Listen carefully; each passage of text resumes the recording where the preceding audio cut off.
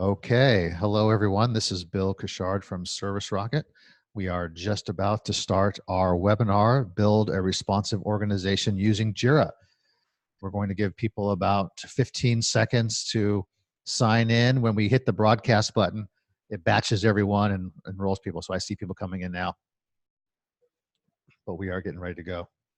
So we're going to be on video as well, so you can see us, so you know that we're actually here in the studio at ServiceRocket HQ. And we are excited to bring you this webinar number 2 in our cloud webinar series. We did the last one in December. There are recordings available on our Facebook page as well as through our website, which you can access. And we are recording this webinar and will distribute the recording of this webinar to everyone who registered, as well as putting it up on our podcast, Nice Work, which is on Spotify and Apple Podcasts, and you can see that if you subscribe to that. Okay, so let's get started. Welcome to our webinar. This is webinar number 2 in our cloud webinar series. And today we're going to talk about building a responsive organization in Jira. And good morning. For those of you that don't know ServiceRocket, what we like to communicate to all of our customers is that our mission is to be recognized as your single most reliable partner in the acceleration of your growth, no matter how you define that. So we got your back. That's our motto. Good morning, Bill. Good morning, Rob. How are you? Yeah, that statement also applies to Rocketeers internally, as they go through the company and grow their careers. It does. We talk about that at least 2/3 of our time. How do we become a partner in the growth of our colleagues? Yeah. So we've been. Hello, everybody. I'm Rob. Yes. And we've been actually every quarter on a very regular cadence have been doing what we call executive workshops, and that's where all the execs dial in or connect around the world, and we run through 4 days of I would say 30% presentation, 70% ideation and solving problems and workshopping things and breaking up and just making the organization better, more responsive. Yes. And by the way, we run that all out of Jira. And should we tease the next webinar? It's going to be We'll talk a little bit more about that. Yeah, we will. We've got so much. Yeah, we do. What we wanted to do was not really just in this series, just kind of, tell you the feature benefits of cloud. But we actually want to show you how we're building our company and reinventing our company continually. Yes. So when we started the business in 2001, Atlassian didn't exist. We ran everything on Mantis, which was a PHP bug tracker. And, around the time of, because that was advanced compared to Bugzilla. Right? PHP, huh? And then, obviously we forked out $2,000 for Jira Enterprise back then, because that was the biggest edition you could buy. And you got a free t-shirt. So that almost makes it worth it. Yeah. Maybe I'll dig up a photo of that old t-shirt. Yeah, we should put that on the next slide in the next webinar. Anyway, but we're taking a break from executive workshops, which are happening over there. And we want to talk about the foundation of responsiveness for any kind of organization. And we'll talk some examples about what we're doing, answer some questions. We're going to show you some real tangible stuff, and we'll have a good discussion, and we can keep going from there. So.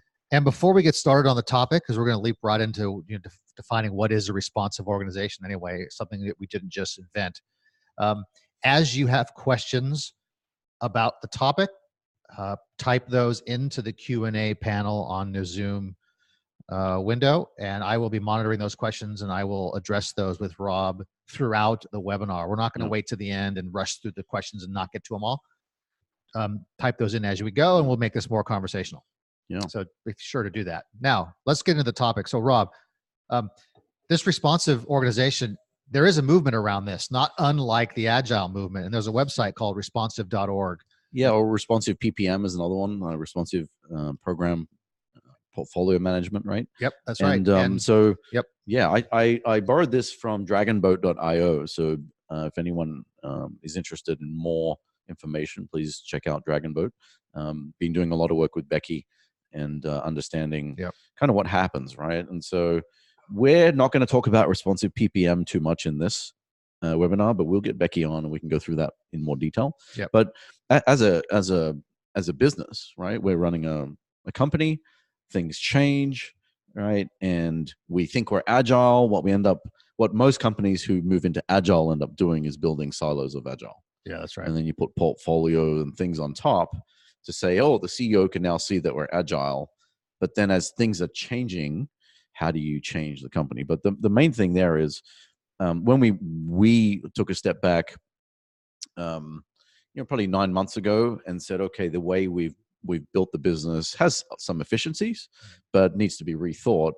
And the concept in the book of the starfish versus the spider organization, to say, okay, well, what do we need to build in order for us to adapt? I mean, markets change, right? Like even I did a talk at the university, and it was kind of weird. Like I graduated and Twitter didn't exist and Facebook didn't exist and all these things that everyone's using, mobile phones.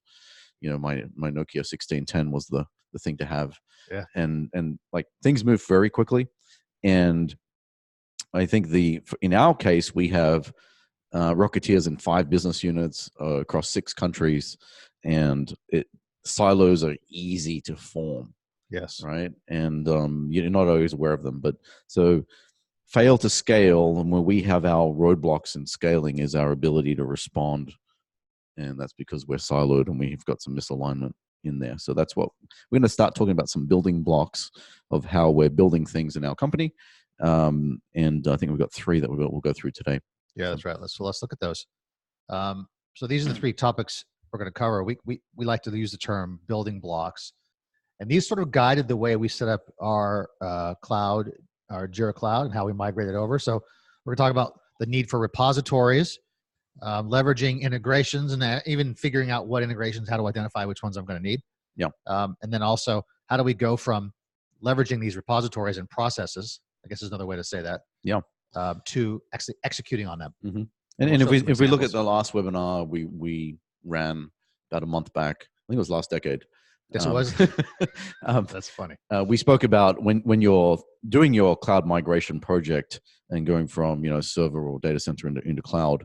Some people are just hey, lift and shift, just move what's currently in server and move it over to cloud. The other way is you can think like an architect and think, wow, I'm going to rebuild my team, my department, or what it is, and really think about, am I just moving over an agile silo from one place to another, right? Or can I make some changes in there? So as we've gone through and built this, I want to show kind of like the foundation that we're putting in place. Mm-hmm. This is not perfect, but we can pretend it is. But no, there's lots of items here that as you're trying to move change through an organization, there are changes that are like stroke of the pen. Like the decision to go to cloud, I signed the paperwork, we got the contract, the instance is up, we're done. Right. And then, but the main thing you want to get to is how do you get the structural and then the behavioral change? Yep. Right. So that you're changing people's behaviors and the way they think. So we'll talk about these 3 things. Yep. Yep. So what is so these are building blocks, right? So the first behavior is what? Creating these repositories. What do you mean by that? Yeah, I think common language is important. And if we go back to a story, of course we're perfect and nothing ever goes wrong. Let's assume something might have gone wrong, right? Yeah. And how many times do we sit in a meeting and whether we've messed something up on a website or on a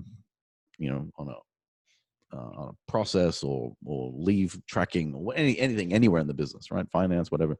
And ultimately, there's any big issue. Once you drill down and drill down and drill down and drill down and double click, we end up with like it was a small problem, right? Yep. And then someone will say, "Oh, it was the process." And there's this whole thing about what is the process, right? Like, and I being a little bit technical, like, okay, I want a URL to the process. I want to point to the process, not just use the word, well, we had a problem with our process and we've dealt with it, right? And because how do you track whether you fixed it or work that? So we'll have an issue which says, hey, there was a failed payment, and that's the issue. But the process underneath it, we've created a repository of processes. Yep. So we have a project in Jira Cloud, and we use a repository. We call it a repository. It's just a project. Yep. But those issues represent things. Yes. Right. And as I was trying to explain this in slides and thinking about it, there is a ebook for Atlassian called Guide to Asset Management, in which they show their system of using barcodes and tags to have a repository of equipment and assets. Yep. So if you have a laptop at Atlassian, then it'll have a little tag, and those tags are tracked in a project. That project is a repository type project, right? And there are other use cases. So for us, we have a repository for processes, and we have a repository for policies. Okay. So policy might be like a travel policy or a expense policy, benefits policy, whatever those things are. And so again, if someone says, hey, that was in the policy, it's like, where is the policy, and how are we tracking that thing? Right. Versus. Okay. So this begs the question. I know there's a lot of people listening and they're saying, well, wait a minute, a documented process is a thing, right? Yep. It's fixed. Why isn't that on a Confluence page? Why is that a Jira issue? Jira issues are meant to be tasks that are transitioned through a workflow and closed off and moved on, right? Yeah, but then you say, well, how did you fix the process, and what is the process that you're referring to? So some people have these as, I think in the previous year we had a bunch of Confluence pages, but then when you want state on that, it becomes hard. You start tagging things in Confluence, for example, and you say, okay, I'm going to label it for this and label it for that, and then you're like, well, but then you're starting to query them, and you're starting to treat that page as an issue. Yep. Right. And so that's how we worked it. I think it's useful so we have a screenshot here. So could you describe what you mean by putting these processes in a project? Yeah. So, well, this is just, just pretty basic, right? We have, Kanban board, what's in discovery, and I've just opened up a few things. What's in definition, what's waiting for review, and what's released and gone, right? And this was a snapshot we took some time back.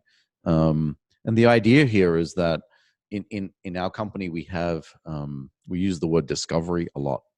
And discovery means, I might have a hunch about something, but I'm going in with an open mind, and I'm just learning about something, and I'm going to name it, but I'm going to learn about it. Yep. So we put things in discovery. So for example, and it's kind of, you can look here, there are some processes that are emergency response. Some of the payroll, someone was like, how do I publish a Git repository, right? Right. So there's different levels of what is a process. Right. And that just shows you, as we did this discovery exercise and definition exercise, even what people determine as a process and what level in the organization is very different. Is this an open board? Anyone can? Yeah, it's open because it's just the definition of the process. Then it links through to documentation, which might be, for compliance reasons, might be more secure or in different locations. Yep. So, but when we first started this initiative, it wasn't, let's rewrite all of our manuals and let's rewrite everything. It was like, let's just get a repository of processes. So inside of these issues, some of them just link to documents in Box or Google or other places of where documentation existed. Right. And the point was, whenever someone new is joining the company, how do they kind of look at what we do? And we've got some folks now that are focused on optimization that are looking at, okay, wow, we've got 3 different processes doing the same thing. How do we leverage them, make them consistent, upgrade them?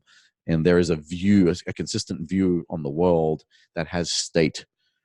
Yep. Right. So we can start to look at, where things are at and what they do. So, very simple concept, but what we've been able to do is start to get a picture. There's a couple hundred processes in there.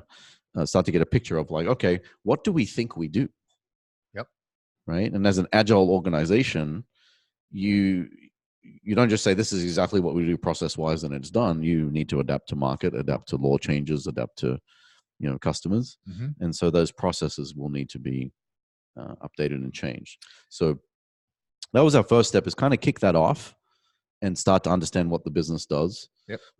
And so that what this is now driving is that, wow, there are some key processes later that might become their own Jira projects or Jira workflows of an issue type somewhere, right, to make them more structured.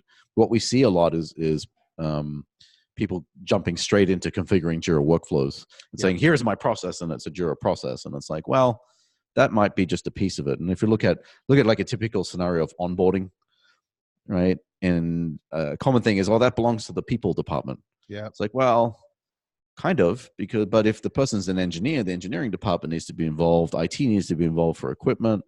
Finance needs to be involved for payroll and setup. The local office needs to be aware of facilities and desks and equipment and all these other things. So rather than having a project just for onboarding and a workflow that's kind of fixed, that needs to change every time we have a new idea, we're just bringing that up one level. Let's get a repository of processes, get very good discovery, very clear definition, and then we go from there to like, let's review it, release it. And after it's released, then in our PMO, we can run a project to how we're going to execute this. Right. So not everything has to end up as a Jira workflow. Correct. So that begs the question of what is a process? So just on this slide here, you have a process for payroll in the US. Yeah. So that's my example I'm using here. Okay. And then right above it is, how do you publish a Git repository? Yeah. Okay. So how do you need to distinguish? Yeah, I think we're at a stage where right now it's like, hey, whatever you think is a process, let's just list it in there. There's the next piece, which we've got some screenshots further on that show like, okay, let's start categorizing this stuff and understanding what it is. Okay. So then we can start putting filters. Is it organizational level? Is it within a business unit? Is it within a technical function? Or, and start to isolate them. Here, I'm just showing, I went filter, just show me everything. Yeah. Just to got it. See what comes up. So we're going to circle back around with some of these examples, but I wanted to share this. Yeah. I think it's an important point you make. I just want to put a pin in this point. It's like, we're not trying to create all the processes in phase one of this. No. It's like, write down what we currently do, even if it's bad, or even if you don't know what it is, write down what you do. Well, yeah, we've got some processes. Yep. I think way later on, I'll show you, we'll click into one. It's actually quite a bit far down. I'm looking at sneak peeking ahead. Okay, but the idea here is not to put a lot of friction in this. So because it seems it could be don't say that I need 35 fields and all my documentation ready before I put something in the repository. Instead, just say it's in discovery. I know it exists. I know we had a failure in the payment processing. And what we do see a lot of is duplicate processes being created during discovery. And then we're like, okay, well, those things are the same thing. Or are they? In many cases, what you'll find is that you have many instances of the same process in the company. Yes. You know what that means? You have an opportunity to optimize the business. Well, I mean, just in this, it's you said it's a couple hundred processes, and we've only just started. Yeah, that's the point. So it should be thousands. Okay, and that begs the question: how do I filter that? How do my HR team? How do we just look at ours, and then as a whole Jira and filtering and figuring it out and tagging and labeling and all that jazz? Yeah. Okay. And then settle down over time. Okay. So we started this, and then we're like, okay, we have the process repository. Then we're looking at, okay, integrations. Like, how do we start doing things? When you are in cloud, integrating to other cloud systems is easy. Yeah. Way easier than data center and server. So there are many things we're using in our one, Salesforce and G Suite. I'm actually going to focus on the G Suite one. Because it's going to this one is going to show you what we then did with the process repository. So if we start looking at that, integration. Let me see if you want to jump to the next one, Bill. Yeah. So this is the Jira Cloud for Google Sheets. So how often do you in Jira Server go run your issue filters and then say, give me my, download my list of issues and put it in Google or put it in Excel and start to manipulate it, then go and create some charts. So what we wanted to do was to say, well, how do we do that, but make it really easy? So from Atlassian is Jira Cloud for Google Sheets. It's an official add-on. You put that in and give it the right permissions. And on the right-hand side there, you see you get in the add-ons menu inside of Google Sheets, you get the little Jira add-on, and you can run a JQL query inside of a spreadsheet, a cell inside of Google Sheets. Oh yeah. And it will populate your sheet. Now, on the third tab on the right, which is not shown, right? There it says schedule. You can schedule it to automatically refresh. Oh, that's good. So powerful, right? To say, well, hey, every day, just give me the latest, the latest results of this JQL query.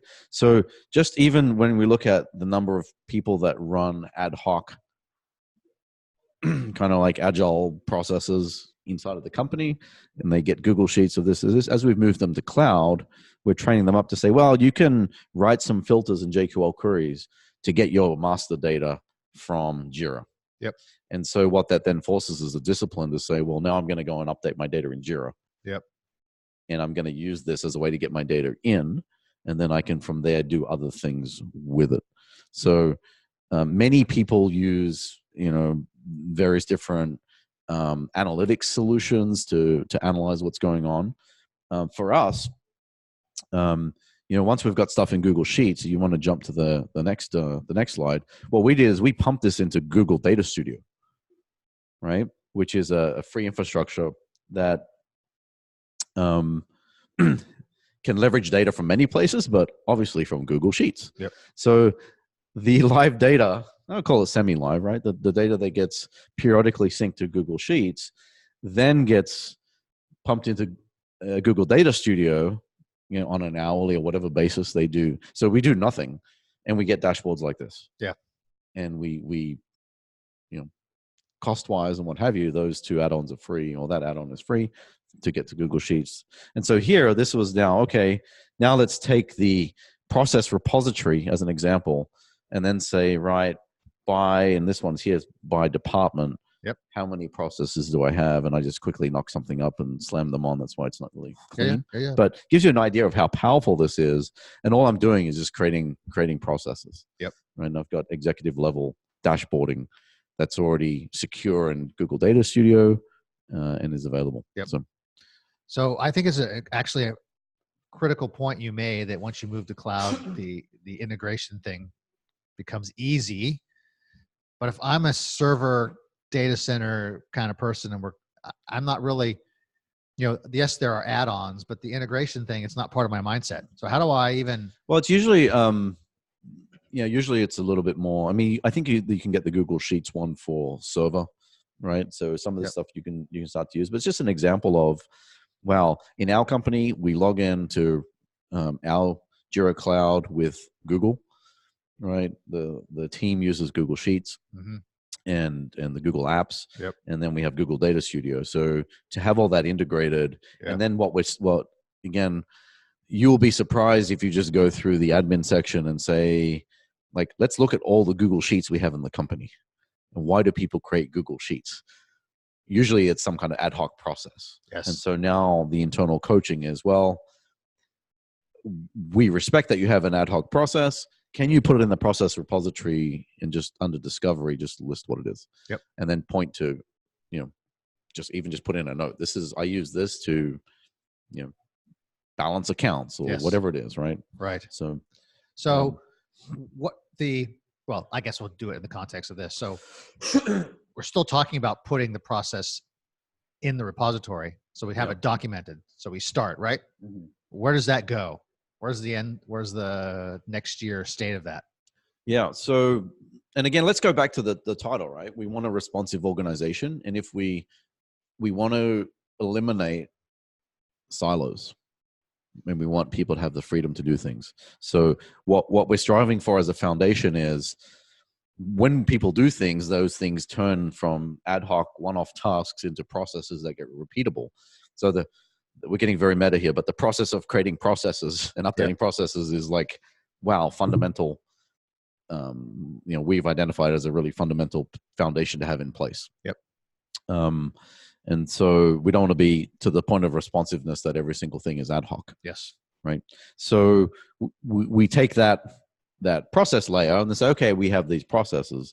The next step here is to say, well, how often do these run? These processes. Yeah. Yeah. And again, some of them are just going to be, hey, I'm just pointing to some docs, or I've got 3 paragraphs or 3 bullet points.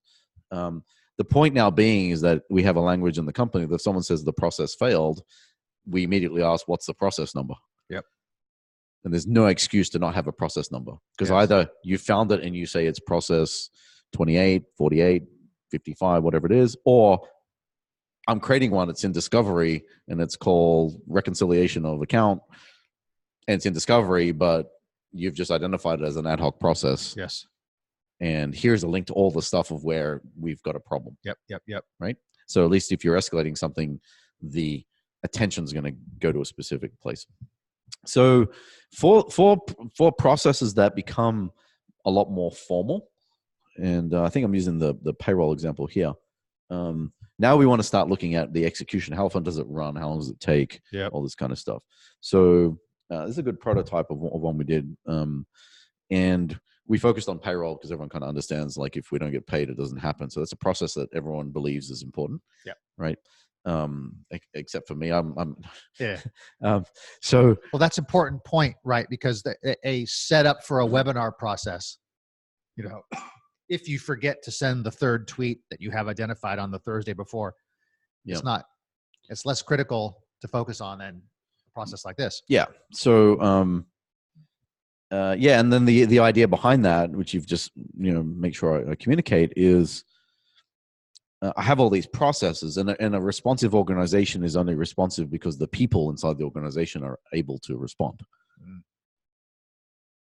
So there's an element of freedom by creating these processes, so that if Bill has a whole bunch of processes that he owns and runs, and Bill's going on vacation, right, to go fly fishing, because you enjoy that, right? Yes. Yeah.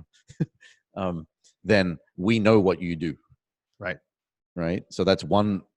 So covering for somebody, having their back when they're away, is one thing. The other one is career growth, right?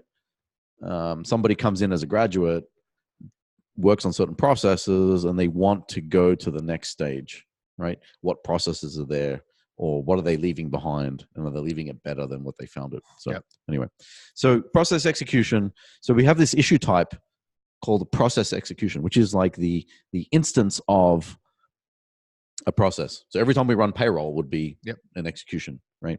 And then what we have is you can use a cron-like tool like the scheduler, which is an add-on automation for Jira. None of those are ours. They're great add-ons. We actually use them both. And then we use, if we're going to write documentation from scratch, let's use Confluence Cloud. If documentation already exists, just point to it. Right? Okay, got it. And if there's a reason to put the documentation in a Google Doc, great. Right. But in this scenario with the process execution type and the scheduler, so if I'm going to run payroll this period, I create the issue type, and all of there's some automation going on there with some subtasks and who it gets assigned to and all that, right? Is that what's happening? Yeah. So this is what happens. So if we want to, one point there is that the reason why we want to push things to Confluence Cloud is that with Cloud Premium, we can start getting stats on usage of the pages and analytics on what's working, because you eventually want to review process and work out, work out what you don't need. Right. So,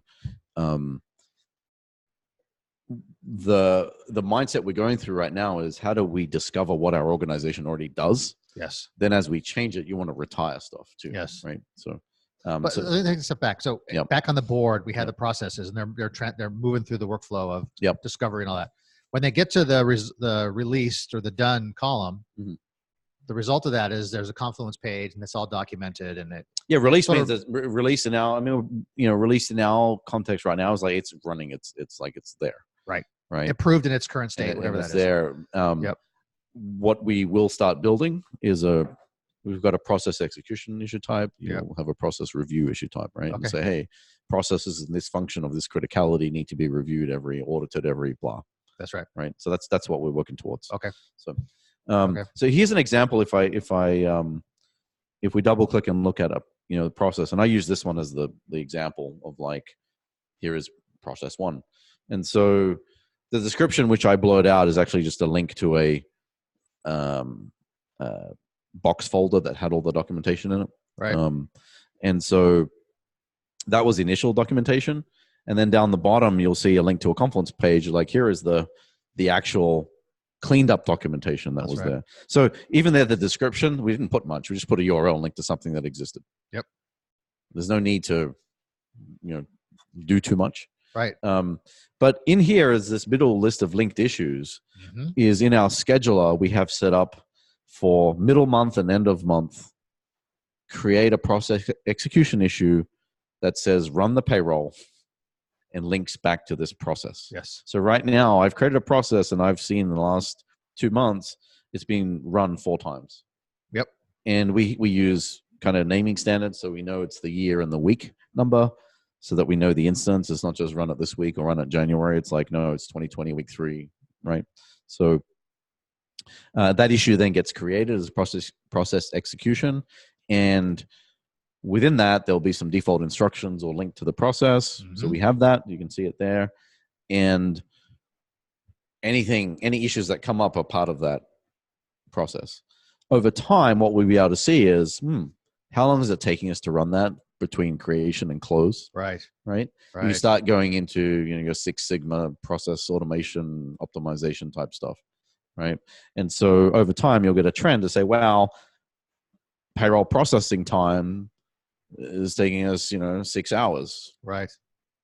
It's kind of like I remember when I first moved to the US and I had lots of paperwork, but every form actually tells you how long it should take to finish. Oh, yeah. Right. And that always stuck in my mind, like, wow, that's pretty advanced if you could collect the data on how long it actually took you. Right. So part of what we want to start thinking about in process execution is, how long are these things taking? Because if that number is growing, that's a problem. If the number is more than small and you add it up over time, you're like, wow, we're spending 30 hours a month trying to do payroll. Is there any opportunity for optimization? Like the IT team can look at this, our business team, and say, right, these are processes that are running. And again, how do you respond proactively to make changes if you don't know what's happening? Right. So it just kind of comes down as a core building block underneath. Right. So the and then after this, I've got more to talk about here. So then we should probably grab some questions too. And for those of you that have questions, feel free to type those in so we can get to those. Yeah, so I'm kind of setting up for a future webinar here, but we also on the right-hand side, we assign the process to a business unit, we assign it to a department, and then we also assign it to a function. And for many things, functions and departments are similar or the same, but the function actually is a map. We use a product called Functionally. We'll talk about that one in detail in a future webinar, but we're starting to link processes to those functions because the payroll is an example of a function that could be in the people department, could be in the finance department. It involves a few different things. And so what we're doing is saying, yes, the finance department owns it, but from the company perspective, this is where it fits. Mm-hmm. And so that's part of that framework for that. Okay. So for those of you listening, if you have any questions, feel free to type those in so we can answer those. Okay, so if someone wants to get started in this, right? Yep. We've dumped a lot on here. We've sort of headed down this road. So process first. You're doing this cloud migration. Should you take over what you have and just put it in the cloud to start? Or should you take the opportunity to reimagine it and maybe think maybe process first? Yeah, I think, what we're talking about here is being more of the architect of the business and breaking it down to say, if our goal is to get to a responsive organization, what does that actually mean, right? Yeah. Does it mean, like in the spider model, it means whenever the CEO changes their mind, everyone just changes what they do? Yes. And so therefore we just keep having silos that just spin up and do things.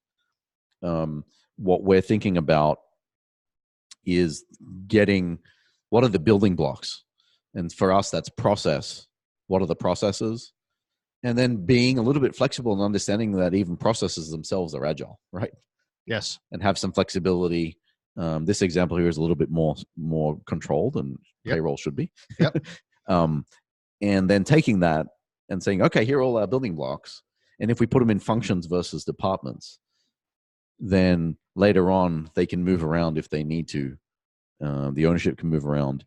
And the idea is that in a starfish model, like as a CEO, my goal is to drive the whole organization and set vision and guidelines on where we're going. But there's a lot more smarter people in this company than me that can be re-architecting and doing things and seeing, identifying, defining, and executing on new opportunities if they know the capabilities of the company or the organization and they know what's going on. Yep. And then when we do spot defects and problems, like we're not going to waste time identifying how to fix it. Yes. Right. So if I go back to my days on the help desk at Borland, there are three phases of a support issue. And those are, stage one is discovery. Customer says, I have a problem. Then there's the fix, and then there's a recovery. Yep. Right. Or the adaptation. Right. So if a support case or a ticket like that is, let's say 10 units, right? Usually the discovery is 5. The fix is 0.01. Yeah. And the recovery is the remaining 4.999. Yep. Right. Those are the two phases, because, hey, orders have stopped processing. You do all the discovery, you work out the hard disk is full, it couldn't accept any more files or whatever it's doing. Blow away the log files, you get a more hard disk. Bang, now it's recovery. All the orders that are in process, we need to manually process them and work out what's going on and get back to usual. Yep. So from a company point of view, what we're focusing on is that discovery, to say, wow, I want to discover what we do so I can find the problems, not just when a process fails, let's do a witch hunt and work out who screwed up. Yep. We should ask what is the process that screwed up, go through, do the fix. The process execution is going to allow us to see how that's going, the recovery, and what kind of where things are at. So, okay, and guess what? We have a question. Oh my goodness, Anders, I'm getting to your question now. So I think this has to do with the scheduler. Do you reuse repetitive tasks in your process, or do you create new ones every time you rerun a process? Yeah. So that's part one of his question. There's another part. Yeah. I guess I can see it here. Also, is this handled manually or part of auto-generated based? Yep. So yeah, we create new ones each time. So you can see there that the linked issues for the process execution, which is that little arrow, there's a new one for each instance. And when we're using the scheduler add-on for this, so it's an add-on called the scheduler. Yep. And if the guys from the scheduler are listening, then thank you. And it's basically like cron, right? For those that are into Linux and Unix, but effectively it's saying you go to the admin for that, and I probably should have put a screenshot, and you say, hey, you can either say every Wednesday at 4 p.m. create an issue in the finance project that's called run payroll. And then there's all these little macros and create subtasks. And so effectively you're creating a template, and then you're saying, when does it run? And you can get very fancy. In our server of our old or existing Jira, we built this ourselves. So we had our own little, and we called it the rhythm plugin, of how we could get a rhythm and cadence going in the business. Yep. So, but as we went to cloud, it was, the scheduler add-on was, fit everything we needed. Yep. So we've begun using that. So this process -1, this is meant to be an epic and meant to remain open, and all the. From that perspective, yeah. So in the repository context, its state is whether we still use it. Okay, now, I see. Now, what will happen is when we review that process, I think it'll remain the same. If it's vastly different, there's no reason why we couldn't just create a new process issue and then say this one's done. Issue number 1024, new US payroll, right? Fiscal year, whatever. Yeah, and then you just change the scheduler and I see. And away you go. So the idea is that the finance team, when they come in each week, and then, in the schedule, you can also say, when do I create it and when is it due? So I can say, if we're running payroll on the 15th and 31st, we create the issue on the Friday before, like the 10th and the 25th, and it's due on the 28th and the 19th or 18th, right? So you can go down to that granularity, and yeah. And then Brian has found my bug. You found your bug? Brian, you're very good. He's new to Jira. Okay, so Understanding the issue must be assigned to an individual also on your process one. It's unassigned. Yeah. So here's an interesting one, right? Ownership of process is really, I would say, a little bit sensitive depending on the organization. And so right now, a lot of our stuff is unassigned, and we're dealing with it at a department level, deciding which department owns it, versus pushing it around to different people. So we haven't yet defined the exact rules for that. Some of the ones, especially the technical ones, people have said, "Hey, I own this." Some of the ones that cross departments and so forth, at this stage, some of them are still unassigned, but it's the department of where those things are more important. Okay, but this is an organizational issue. A process exists, and so you assume that it needs to be followed to some extent, right? Yeah. So there ought to be someone, an owner, who's the champion for the process, who says, "Okay, we have this process. We need to stick to it." When I took this screenshot for this example, it was the perfect example. And actually, when I took the screenshot, I was like, "This one's unassigned." I'm like, "Damn." Yeah. And but so Brian, yes, the idea is that you should assign this. As a, let me play on words here. As a responsive CEO, I'm also careful not to just assign stuff to people, because they take it as I've got to do this right now. So I'm a little bit careful with that. But in general, what you want to do is assign them to people that are process owners. The other thing that gives you is that if that person's going to change jobs or leave, who has the context. That's right. On what is that process, and it's going to be owned. And so many times people leave organizations and no one really knows what walked out the door. And you'll have that here. So thank you, Brian. Yeah, thank you, Brian. But also on this is what you really want is someone to answer the question, who owns this process, by saying, "I do." So it's more kind of dependent. Right? I think there's many factors that go into that. Okay, fair enough. And we're kind of establishing a team that's cross-functional operationally to do some of this stuff. Yep. So one of the challenges is you can build this and it becomes very siloed. Yep.